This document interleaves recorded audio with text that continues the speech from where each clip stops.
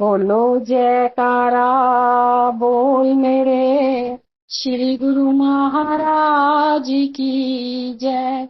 बोलो सांचे दरबार की जय। बोलो श्री आनंदपुर वासी भगवान की जय। बोलो नंगली निवासी भगवान की जय। यदि मालिक से कुछ मांगना है तो उनकी सेवा मांग लो, जो कि असली चीज है। जिसकी सेवा की जाएगी कुदरती तौर से उसी का ही ध्यान आएगा। गुरुमुख के लिए भक्ति की मंजिल को पाने के लिए दो चीजों की जरूरत है। जैसे पक्षी दो परों से उड़ता है, ऐसे ही गुरुमुख सेवा और भजन द्वारा अपनी मंजिल तय कर लेते हैं। निष्काम भाव और सच्चे दिल से सेवा करने से भजन में स्वयं में ही मन लगता है और सुरती एकाग्र होती है। श्री आनंदपुर के निवासी एवं बाहर से आई हुई संगतें इस लंगर में बैठकर भोजन करेंगे तो तन मन में नई शक्ति व स्फूर्ति पाएंगे। इस भोजन में इतना आनंद होगा कि स्वर्ग के 36 व्यंजन भी इसके आगे तुच्छ लगेंगे। अनमोल व निष्काम सेवा के फलस्वरूप यह एक ऐसा भवन बना है। कौन सा? श्री आनंदपुर का लंगर, जो तन और मन को शांत करने वाला है।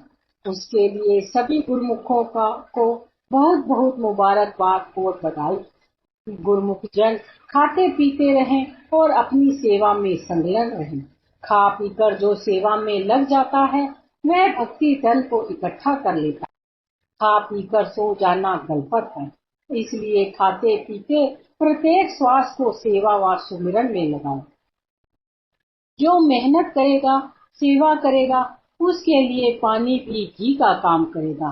इसलिए सेवा करो और आनंद लो। भक्ति का सच्चा धन कमाकर अपना लोक और परलोक दोनों संवार लो। तत्पश्चात गुरु महिमा के गीत गाकर गुरुमुखों ने हार्दिक उद्गार प्रकट किए। सब गुरुमुखों को पंक्तिबद्ध बिठाकर स्वयं श्री भोग लगाकर उन्हें अपने सामने भोजन करवाया। इस दिव्य सुअवसर को पाकर सबने अपने भाग्य मनाए और ऐसा पावन सहयोग पुनः पुनः पाने के लिए श्री चरणों में विनय की। महापुरुष लक्ष्य को सामने रखकर उत्तरोत्तर परमार्थ पथ पर बढ़ते ही जाते हैं। वे संसार में आकर श्री वचनों द्वारा संसार में त्रय ताप से ग्रसित जीवों को आनंद व सुख का शीतल मार्ग प्रदान करते हैं। क्योंकि कुंडलियां शीतल चंदन चंद्रमा तैसे शीतल संत जगत की ताप बुझावे। जो कोई आवे जरत मधुर मुख वचन सुनावे। धीरजशील स्वभाव क्षमा ना जात बखानी। कोमल अति मृदुल ब्रज को करते पानी। रहन चलन मुस्कान ज्ञान को सुगंध लगाओ। तीन ताप मिट जाए संतन के दर्शन पावे। पलटू ज्वाला उदर की रहे न मिटे तुरंत। शीतल चंदन चंद्रमा तैसे शीतल चंद्र। संतों महापुरुषों का स्वभाव शीतल होता है और वे परमार्थ स्वरूप होने में अंतर बाहर से शीतलता प्रदान करते हैं। यह केवल उदाहरण स्वरूप कहा गया है कि संत जन न्याय शीतल होते हैं। चंद्रमा और चंदन में शीतलता का गुण तो है, परंतु वे केवल बाहर से प्रभावित करते हैं। चंद्रमा की शीतलता तन की तपन को बुझा सकती है, मन की नहीं। ऐसे ही चंदन के लेप से तन को शीतलता मिलती है, परंतु मन को नहीं। सद्गुरु के दर्शन की किरणों से श्री वचनों के प्रभाव से स्वयं में ही तन पर प्रभाव पड़ता है और मन में आनंद एवं सुख शांति आ जाने से मोह माया की तपन शांत हो जाती है। संसार माया काल के पंजे में जकड़ा जीव तीन तापों से सदैव अशांत और बेचैन रहता है। संत संसार को इन दुखों से छुटकारा दिलाने के लिए अवतरित होते हैं। जो जीव इनकी चरण शरण में आ जाते हैं, अपने मधुर उपदेशों से ज्ञान देकर उनके समस्त दुखों व क्लेश हर लेते हैं। महापुरुषों के धैर्य, सहनशीलता एवं क्षमा के महान गुणों का वाणी वर्णन नहीं कर सकती। ने ही कठोर वचन कहे, वे मधुर एवं कोमल वचनों से उस पर प्रभाव डालते हैं। उनके कार्य व्यवहार मुस्कान की सुगंधी से ज्ञान उपजता है। महापुरुषों के दर्शन से जीवों का कल्याण हो जाता है। संत पलटूदास जी कहते हैं कि अंतर के ताप दर्शन मात्र से तुरंत मिट जाते हैं, जैसे कि चंद्रमा और चंदन का प्रभाव से शीतलता आती है। मोती बाग। लीला स्थली महापुरुषों की मोती बाग उद्यान, नक्शा जिसका उतारा धुर से सतगुरु दया निधान। अमराया जहाँ झूमती शीतल चले समीर, विचरण नित करते यहाँ जग के आलमगीर। फुहारों की फुहार से बहती नित अमृत धार, रंग बिरंगे पुष्पों से कर रहा ऋतुराज का श्रृंगार। भक्ति की सुगंधी से महके हर पत्ता व डाली, सुरती पहुँचे सच खंड में चढ़े नाम की लाली। कोयल मीठे राग सुनाए नाचे मोर चकोर, अद्भुत अनुपम रचना देख कर प्रेमी होवे विभोर। श्री आनंदपुर को नूतन साज सज्जा से सजाने, इस सौंदर्य युक्त बनाने, कुदरत के रंगों की छटा दिखाने के लिए दिव्य मौज ने अपना पग भूमि पर उतारा। श्री सद्गुरुदेव जी महाराज श्री तृतीय पातशाही जी ने मोती बाग में अनुपम लीलाएं कर इसे विशेष बनाया। अब श्री सद्गुरु देव महाराज जी श्री पंचम पातशाही जी ने इस भूमि को अति विशेष रूप प्राकृतिक सौंदर्य प्रदान करने के लिए इस ओर ध्यान दिया। इस स्थान पर आप स्वयं भी नित्य प्रति सैर करने आया करते थे। आपकी यह मोह थी कि दर्शनार्थी संगत अस्थायी निवासी श्री आनंदपुर में भव्य उद्यान की निराली छटा में यदा कदा विचरण करे। कुछ वर्षों पश्चात जब यह सुंदरता का प्रतीक देश विदेशों के पुष्पों की महक से चहकने लगा, तब आप स्थायी निवासियों के लिए कभी कभी यहाँ श्री दर्शन देते। मन हरण श्री दर्शन है फूलों से सुगंधित वातावरण को पाकर गुरुमुख आत्म सुख का अनुभव करते। श्री आनंदपुर के आवास क्षेत्र में से भक्तानी व भक्तों की ओर श्री परमहंस अद्वैत मंदिर तक पहुँचने के लिए सड़कों के किनारे पर उद्यान भांति भांति के रंग बिरंगे पुष्पों से सुसज्जित हो सौरभ बिखरा रहे हैं। उनमें से किसी किसी उद्यान में दर्शनार्थियों के सैर करने के लिए कई प्रकार के फुआरे व आकर्षक हाथी व घोड़े के मॉडल बनाए गए हैं। सड़कों पर जाते हुए भीनी भीनी ठंडी हवा एक सुगंधित नाम की धुन सुनाती है। यह मोती बाग आदित्य एवं अनुपम छटा लिए मस्त सुगंधी बिखराता हुआ विशेष बना। यहाँ पर सर्वप्रथम आपने सब जगह की सफाई करवाकर गुरुमुखों को सेवा का सुअवसर प्रदान कर कृतार्थ किया। उन्हें इसे फूलों व बेलों पत्रों के आकार से सजाया। यहाँ के सेवादार प्रबंधक महात्मा नित्य विवेकानंद जी से कहा कि यह उद्यान एक विशेष स्थान है। इस भूमि के तप से ही गुरुमुखों ने सेवा का सौभाग्य पाया है। महापुरुषों की चरण रज ने इसे पावन बनाया है। इसे फूलों के पौधों, विविध लताओं एवं सजावट के अन्य सामानों से सुसज्जित ऐसा मनमोहक स्थान बनाना है, जिससे लगे प्रत्येक पौधे के हर पत्ते, डाली एवं सुगंधित हवा की लहर में नाम शब्द की धुन उच्चारण करती प्रतीत हो। यहाँ आते ही सुरती दिव्य धाम के सुख की अनुभूति करते हुए एकाग्र हो जाए। इसकी धरती पर कहीं भी घास फूस के तिलके व कांटे दिखाई ना दे। आपने स्वयं भी इसमें अनेक प्रकार के फुआरे व रंग बिरंगी अति सुंदर लाइटें लगवाई। बेलों व पत्तों से बनी हुई पशु पक्षियों की आकृति पहाड़ी के समान एक और ऊंचाई पर भव्य दृश्य बनवाया। आपने अब जब पश्चिमी देशों लंदन, कनाडा, अमेरिका आदि स्थानों को तीर्थाटन किया तो वहाँ के प्रसिद्ध फूलों की कलमें यहाँ मोती बाग में लगवाई। उद्यान के साथ साथ हर फूल को गमलों में भी लगवाया और उस पर उसका नाम लिखवाया।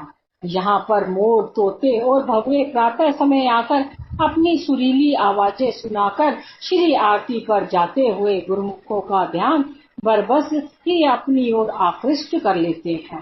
दर्शनार्थी संगतें नाचते हुए मयूरों को देखती हैं। अमराइयों की ठंडी हवा कोयल की मधुर कू कू की आवाज सुनाती है तो अन्यास ही उनके मुख से निकलता है कि योनि चाहे कोई भी हो, परंतु महापुरुषों के दरबार में उनका सानिध्य पाकर हर कोई खुशियों से फूला नहीं समा रहा।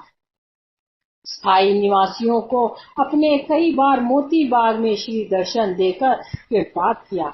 एक बार दोपहर को लगभग 11 बजे सभी गुरुमुखों के लिए श्री दर्शन हुए। भक्तजन कई बार भक्ति प्रेम से सरोबार नाट्य श्री चरणों में प्रस्तुत करते। इस अवसर पर भी कुछ भक्तजनों ने ब्रह्मा जी, शिव जी, देव ऋषि नारद, देवराज इंद्र एवं ऋषि मुनियों का वेश धारण किया। यह सब देवता प्रभु दर्शन की लालसा लिए मोती बाग के द्वार पर खड़े थे। सभी भक्त महात्मा जन भी उसी द्वार से अंदर प्रवेश कर रहे थे। एक भक्त जी को ब्रह्मा जी ने विनय की कि वह चारों वेद श्री चरणों में भेंट करना चाहते हैं, इसके लिए श्री दर्शनों के लिए आज्ञा चाहते हैं। भक्त जी ने कहा कि आप वेद भेंट करेंगे, परंतु किसके लिए? हमारे महाप्रभु श्री परमहंस दाता दयाल जी सब विद्याओं के सागर हैं, सिरमौर है। सागर को बूंद की क्या आवश्यकता?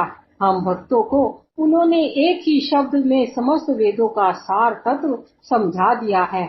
हमें और अधिक जानकारी या पढ़ने लिखने की अब कोई सरोकार नहीं। दोहा। एक शब्द गुरुदेव का जाका अनंत विचार, पंडित था के मुनि जना वेद न पावे पार। ऐसा कहते हुए वह भक्त जी आगे की ओर बढ़ने लगे। तभी भगवान शिव जी ने उन्हें अपनी विनती सुनाते हुए कहा कि मेरी चाहना केवल श्री प्रभु जी के दर्शनों की है, अतः श्री चरणों में प्रार्थना करना कि मुझे श्री दर्शन देकर कृपात करें। भक्त जी ने कहा कि अवश्य आप यहाँ द्वार पर ही प्रतीक्षा करें, मैं श्री चरणों में आपकी विनय पहुँचा देता हूँ। उधर देवराज इंद्र पारिजात वृक्ष अपने हाथों में लिए खड़े थे, जिससे एक पुष्प में समस्त रिद्धि सिद्धियां व्याप्त होती हैं। उन्होंने भी एक भक्त जी से विनय की कि वे इस वृक्ष को श्री चरणों में भेंट करना चाहते हैं। भक्त जी ने कहा कि हमारे श्री गुरु महाराज जी के मोती बाग का प्रत्येक फूल परिजात है। ऐसा कहते हुए वह भक्त जी भी मोती बाग में चले गए। भक्तजन परस्पर चर्चा करने लगे कि ये कौन अनजान व्यक्ति आज यहाँ पर आ गए हैं। कोई स्वयं को ब्रह्मा जी, कोई शिव जी, कोई मुनि नारद और कोई देवराज इंद्र बता रहे हैं। लगता है कि ये सब देवता आज एकत्र होकर यहाँ आए हैं और इन्हें अंदर आने की श्री आज्ञा प्राप्त नहीं हुई है। इस प्रकार परस्पर वार्तालाप करते हुए कुछ ही देर में श्री प्रभु जी की कार मोती बाग के द्वार पर आ गई। कुछ भक्त एवं महात्मा जन भी साथ थे। श्री प्रभु जी मुस्कुराते हुए कार से नीचे उतरे और गुरुमुखों को फरमाया कि आप सब अंदर की ओर प्रस्थान करें। तत्पश्चात उन सभी देवता व ऋषि मुनियों को पास बुलाकर फरमाया कि घबराओ नहीं, अभी थोड़ी देर बाद आप सबको भी अंदर बुला लूंगे, तब आप अपना भाव प्रकट कर लेना। श्री दर्शन खुले। गुरुमुखों ने आनंद व खुशी से झूमते हुए भजन बोले। तब आपने फरमाया कुछ प्रेमी बाहर खड़े हैं, उन्हें अंदर बुला लो। श्री आज्ञा पाकर वे सब अंदर आए और द्वार पर प्रतीक्षा करते हुए उन्होंने भक्तों को श्री आज्ञा के लिए जो विनय की वह भी सब कह सुनाई। अब श्री दर्शन के अनुपम नजारे और श्री कृपा को पाकर विनय की, प्रभु हमें भी अपने पावन श्री चरणों में स्थान दीजिए। एक भक्त जी ने भजन आरंभ कर दिया, जय मैं होंदा दात्या मोर तेरे बागादा। श्री वचन हुए सभी देवी देवता ऐसे मानुष जन्म को पाकर प्रभु के साकार रूप के दर्शन करने को ललायित रहते हैं। सबने नाटक में देख ही लिया है, मानुष जन्म को पाकर जब अब आत्मा को परमात्मा से एकाकार करके लक्ष्य को पाना है। नाम की कमाई भक्ति के साधनों में सतर्क रहकर उन्नति करनी है। मोर, चकोर, पक्षी तथा पेड़ पौधों ने मोती बाग की जगह इसलिए पाई है ताकि महापुरुषों के वातावरण में आने से इनकी 84 लाख योनियां यहीं पर इसी योनि में ही कट जाए। गुरुमुखों, श्री आनंदपुर दरबार भक्ति के लक्ष्य को उपलब्ध कराता है। श्री परमहंस महान विभूतियों ने इसे तपस्या से परिपूर्ण कर मंजिल पर पहुंचने के लिए बेमिसाल रचा है। यहाँ पर गुरुमुख प्रेमी पूरबले पुण्य अर्थात कर्म, धर्म, यज्ञ, तप आदि सीढ़ियों को पार करके आए हैं। भक्ति की यह सीढ़ी आखिरी सीढ़ी है, जिस पर चढ़कर जीवात्मा सदा सदा के लिए परमात्मा से एकाकार होकर उसमें मिल जाएगी, आवागमन के चक्र से छूट जाएगी। इस लोक में आनंद सुख से जीवन व्यतीत करते हुए परलोक भी सवार लेगी। महापुरुषों की वाणी है, जिनी नामू धिरियाइया गए मकसकती ढाली, नानक ते मुख उजले चेती छुटी नाली। गुरवाणी। महापुरुष बार बार इसी बात पर जोर देते हैं कि भक्ति करो, सेवा करो, भजन सुमिरन करो, यही अपना काम है। यह अनेक प्रकार की रचना और दृश्य इसलिए ही गुरुमुखों के लिए बनाए जाते हैं ताकि बाहर कहीं ढूंढने की आवश्यकता ही न पड़े। यदि कहीं जाना भी हो तो इस वातावरण से स्वयं भी आनंदित रहोगे और इसकी महिमा करते हुए दूसरों को भी आनंद प्रदान करोगे। तत्पश्चात नाम का महत्व समझाकर सबको नाम का सुमिरन कराया। सभी गुरुमुख इन दिव्य श्री दर्शनों से कृतार्थ होकर अपने भाग्य की सराहना करने लगे। श्री सद्गुरुदेव महाराज जी ने मोती बाग को विदेश के सभी फूलों और साज सज्जों से पूर्ण कर दिया। श्री तृतीय पातशाही जी के समय से महात्मा आत्मा अखंडानंद जी श्री आनंदपुर में अंदर की सेवा में संलग्न। उस समय से लेकर श्री सद्गुरुदेव जी महाराज श्री पंचम पातशाही जी के समय तक अपनी सेवा एकनिष्ठ होकर कर रहे। कुछ महात्मा जन और भक्त जन जो श्री सद्गुरुदेव जी महाराज के पास अंदर की सेवा में थे, वे सब श्री प्रयाग धाम, श्री संत नगर तथा कुछ एक प्रदेश के साथ जाते रहते थे, परंतु यह महात्मा जी श्री आज्ञानुसार श्री आनंदपुर में ही रहते थे। इन्होंने स्वयं कभी भी साथ जाने के लिए विनय नहीं। श्री सद्गुरु दाता दयाल जी अपनी मोह से इन्हें एक बार श्री प्रयाग धाम तथा एक बार श्री संत नगर ले गए। महात्मा जी ने एक पूर्ण सेवक का परिचय दिया। संतों की वाणी है दोहा, दादू साई सिरखा सुमिरन कीजिए, साई सिरखा गावे, साई सिर की सेवा कीजिए, तब सेवक सुख पावे। संत दद्दू दयाल जी। महात्मा जी ने कई बार अंदर वाले सेवक पूछते कि महात्मा जी, क्या आपके मन में कभी श्री सद्गुरुदेव जी महाराज के साथ जानने की लालसा उत्पन्न नहीं होती? वे अन्य स्थानों पर अपने दिव्य दर्शन और लीलाओं से निहाल करते हैं। महात्मा जी का एक ही उत्तर होता कि मुझे केवल श्री आज्ञा में रहना है, श्री प्रभु जी सदा मेरे अंग संग है। एक बार श्री सद्गुरुदेव जी महाराज ने उनकी अचल निष्ठा का प्रमाण इस प्रकार दिया। आपने मोती बाग के प्रबंधक महात्मा जी को कहा कि मोती बाग में सब प्रकार के फूलों के गमले लाकर आनंद सत्संग भवन में रात्रि तक रख दें। ध्यान रहे कि कोई भी फूल जहाँ लाने से रह ना जाए। मोती बाग के सभी गमले श्री सत्संग भवन में लाए गए। दूसरे दिन प्रातः श्री आरती से कार अंदर पहुंचे। महात्मा आत्माखंडानंद जी गेट खोलकर वहां दंडवत करते और श्री दर्शन एवं आशीर्वाद पाते। उस दिन श्री सद्गुरुदेव जी महाराज ने कार को वहीं रुकवा दिया और स्वयं नीचे उतरकर फरमाया, महात्मा जी हमारे साथ चलें। ऐसा कहकर उन्हें आनंद सत्संग भवन में साथ ले गए। वहां जाकर एक एक गमले के पास जाकर उस फूल का नाम पढ़कर महात्मा जी को फरमाने लगे, आत्माखंडानंद यह स्पेन का बगीचा है।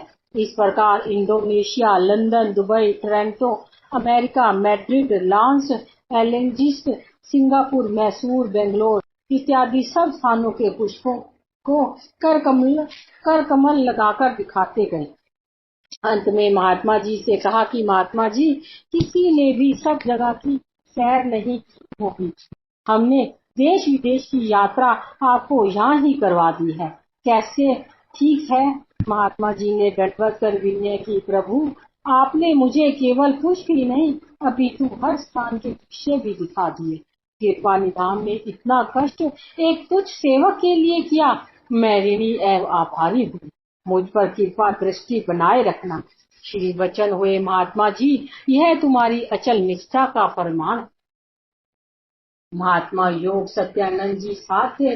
उन्होंने विनय की, प्रभु आपकी लीला अपरंपार है। आपने कैसे महात्मा जी को कुछ ही पलों में सब जगह का भ्रमण करवाकर सब दृश्यों का अवलोकन भी करवा दिया। ऐसे ही एक बार मोती बाग में सैर करते हुए अपने संग चल रहे सेवादारों को एक स्थान पर रोककर फरमाया कि यहाँ से आगे मत जाना। स्वयं अकेले कुछ देर तक आगे चले गए। वहाँ पर हिरण का नन्हा बच्चा आकर खड़ा हो गया। आपने अपने कर कमलों से कुछ खिलाया, उन्हें शीश पर कमल रखकर सहलाया। वह कुलाचे भरता हुआ बाहर कर गया। सेवादारों ने विनय, महाराज यह कहाँ से आ गया और कहाँ चला गया? आपने फरमाया, श्री आनंदपुर की धरती पे आबाद होने से पूर्व जब जहाँ जंगल था, जहाँ अपने परिवार सहित सब यहीं पर रहता था, जहाँ पे सब वृंदावन में पहुँच गए। यह पुरानी थी जो उन्हें जहाँ आई और अब इसी जन्म में ही इस योनि को काटकर सेवा के लिए यही आई थी। प्राय प्रातः साय मोती बाग की सैर करते थे।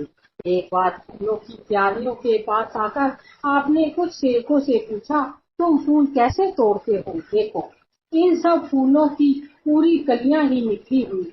सेवकों ने विनय की, प्रभु हम तो कम से कम फूल तोड़ने की कोशिश करते हैं ताकि बाग की सुंदरता बनी रहे, मगर जो गुरुमुख यहाँ घूमने आते हैं वे यहाँ से फूल अवश्य तोड़ते हैं और ऐसे तोड़ते हैं जिससे कलियां ही टूट जाती है। यदि आपकी आज्ञा हो तो यहाँ 6 प्रमुख स्थानों पर 4-5 बोर्ड जहाँ लिखकर फूल तोड़ना सख्त मना है लगा दिया जाए। श्री वचन हुए, नहीं, ऐसा कोई काम मत करो जिससे लोगों की भावना को ठेस पहुँचे। कुछ ऐसा उचित मार्ग अपनाओ जिससे आपका भी कार्य हो जाए और लोग भी प्रसन्न हो। तब श्री प्रभु जी ने स्वयं एक कागज पर कुछ पंक्तियां लिखी। उनमें से कुछ इस प्रकार है, संसार में रहो मगर संसार से चित मत जोड़ो, देखो बड़े प्यार से मगर फूल मत तोड़ो। उन्हें लिखा, मेरी मुस्कुराहट से आपको मिलती है खुशी, तमन्ना है मुस्कुराता रहूं आपकी खुशी के लिए। आज हूँ कल नहीं रहूंगा, जब तलक भी रहूं मुस्कुराता रहूं बस आपकी खुशी के लिए। श्री आज्ञा पालन कर तुरंत ही इन पंक्तियों को बोर्डों पर लिखकर मोती बाग में लगाया गया। सचमुच ही गुरुमुख जन जब मोती बाग में जाते हैं तो इन पंक्तियों को पढ़कर बहुत खुश होते हैं और स्वयं में ही ये विचार उत्पन्न होता है कि फूलों को निहारे, सुगंधित समीर का आनंद ले और इन्हें ना तोड़े। महाप्रभु जी की असीम कृपा का वरदान पाकर मोती बाग दर्शनीय एवं प्रशंसनीय बनकर लहराता रहा। आपने इस प्रकार से इसे संपूर्णता प्रदान की। एक छोटी नहर भी बनवाई जिसके किनारे चलते हुए पानी की लहरों का आनंद प्राप्त हो कर सके। इस नहर के उद्घाटन के समय भी गुरुमुखों को पावन श्री दर्शन से कृतार्थ किया। वो प्रसाद खिलाया और लुटाया। कुछ संतरे नहर के बीच में भी डाल दिए। फरमाया कि किनारे पर खड़े होकर इन्हें ले सकते हैं। लहरों की केलियां करते हुए जब वे किनारे के समीप पहुंचे तो गुरुमुख हाथ मारकर इन्हें पकड़ने की कोशिश कर कुछ एक हाथ में आ गए और कुछ पुनः पानी में तुरंत जाते। महाप्रभु जी ने मुस्कुराते हुए फरमाया कि आराम से पकड़ो तो ही हाथ में आएंगे।